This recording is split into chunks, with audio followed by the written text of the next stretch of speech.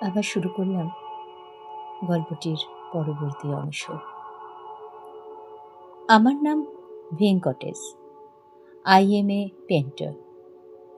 আপনারা কি এই বাড়ির মালিক না খদ্দের? ব্যানার্জি হেসে বললেন, দুটোর একটাও না। আমরা এমনি ঘুরতে ঘুরতে এসে পড়েছি। I see. আমি ভাবছিলাম এই বাড়িটা যদি পাওয়া যেত তাহলে আমার কাজের জন্য একটা স্টুডিও হতে পারত। ভাঙাচোরাই আমার আপত্তি নেই। মালিককে জানেন না বোধহয়? আগে না, সরি, ব্যানার্জি বললেন।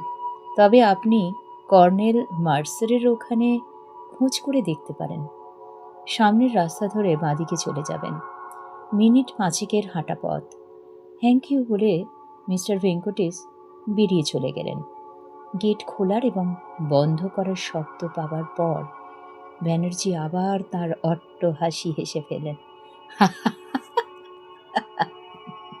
মিস্টার সেনগুপ্ত, ইনি নিশ্চয়ই আপনার সাইমন বা ওই জাতীয় কোনো ভূত টুত নন?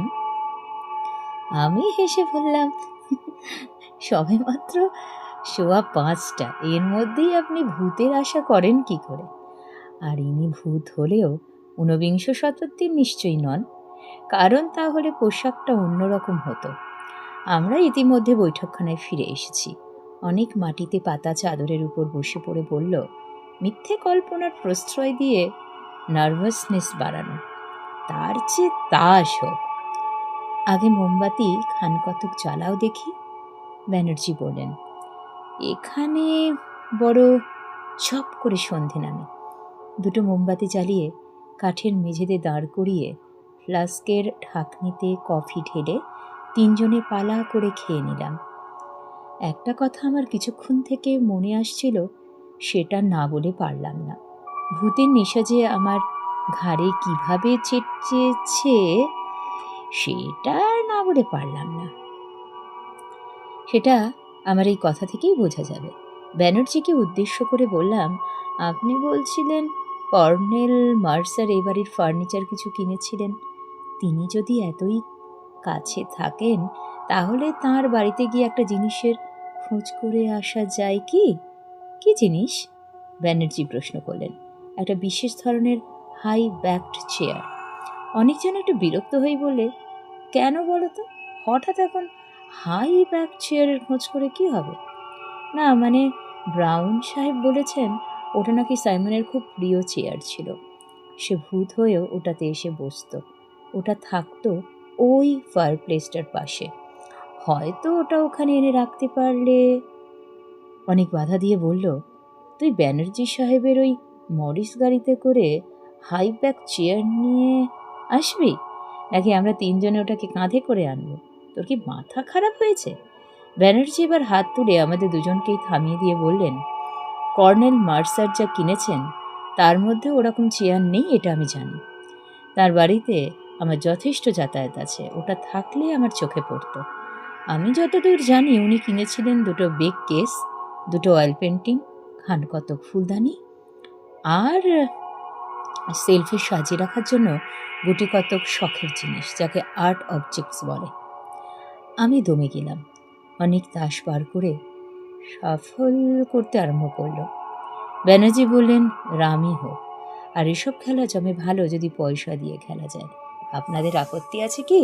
বললাম, মোটেই না, তবে আমি ব্যাংকের সামান্য চাকরে, বেশি হারাবার সামর্থ্য আমার নেই। বাইরে দিনের আলো ম্লান হয়ে এসেছে। আমরা খেলায় মন দিলাম। আমার তাসের ভাগ্য কোনোদিনই ভালো না, আজও তার ব্যতিক্রম লক্ষ্য করলাম না। আমি জানি অনেক মনে মনে নার্ভাস হয়ে আছে, সুতরাং সে জিতলে পরে আমিও অন্তত একটু নিশ্চিন্ত হতাম। কিন্তু তারও কোনো লক্ষণ দেখলাম না। কপাল ভালো একমাত্র মিস্টার ব্যানার্জির। গুনগুন করে বিলিতি সুর ভাবছেন, আর দানের পর দান জিতে চলেছেন। খেলতে খেলতে নিস্তব্ধতার মধ্যে একবার একটা বিড়ালের ডাক শুনলাম। তার ফলে আমার মনটা আরও যেন একটু দমে গেল। হানাবাড়িতে বিড়ালেরও থাকার উচিত নয়। কথাটা বলাতে ব্যানার্জি হেসে বলেন, but it was a black cat. ওই প্যাসেজ দিয়ে হেঁটে গেল। ব্ল্যাক ক্যাট তো ভূতের সঙ্গে যায় ভালোই, তাই না? খেলা চলতে লাগলো। বেশ কিছুক্ষণের জন্য একবার মাত্র একটা অজানা পাখির কর্কশ ডাক ছাড়া আর কোনো শব্দ, দৃশ্য বা ঘটনা আমাদের একাগ্রতায় বাধা পড়তে দেয়নি। ঘড়িতে 6:30, বাইরের আলো নেই বললেই চলে। আমি একটু ভালো তাস পেয়ে পরপর দুবার জিতেছি, আর 1 রাউন্ড রামি হয়ে গেছে ইতিমধ্যে। এমন সময় হঠাৎ একটা অস্বাভাবিক শব্দ কানে এলো। কি যেন বাইরের দরজায় টোকা মারছে। আমাদের 3 জনেরই তাস শুদ্ধ নিচে নেমে এলো।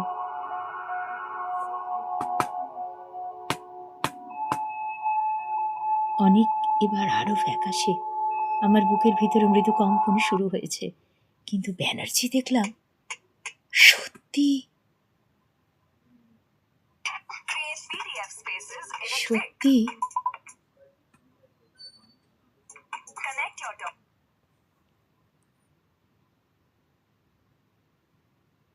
তড়াক করে উঠে পড়লেন। আমি খপ করে ভদ্রলোকের প্যান্টটা ধরে চাপা গলায় বললাম, একা যাবেন না। 3 জনে একসঙ্গে ঘর থেকে বেরোলাম। প্যাসেজে এসে বাঁদিকে চাইতেই দেখলাম দরজার বাইরে একজন লোক দাঁড়িয়ে আছে। তার পরনে স্যুট আর হাতে একটা লাঠি। অন্ধকারে তাকে চেনার কোনো উপায় নেই। অনেক আবার আমার আস্তিন চেপে ধরল, এবার আরও জোরে। পুরো অবস্থা দেখেই বোধ হয় আমার মনে আপনা থেকে একটা সাহসের ভাব এলো। ব্যানার্জি ইতিমধ্যে আরও কয়েক পা এগিয়ে গিয়ে হঠাৎ চেঁচিয়ে উঠলেন, ও হ্যালো, ডক্টর লার্কিন, আপনি এখানে? এবার আমিও প্রৌঢ় সাহেবটিকে বেশ ভালোভাবেই দেখতে পেলাম।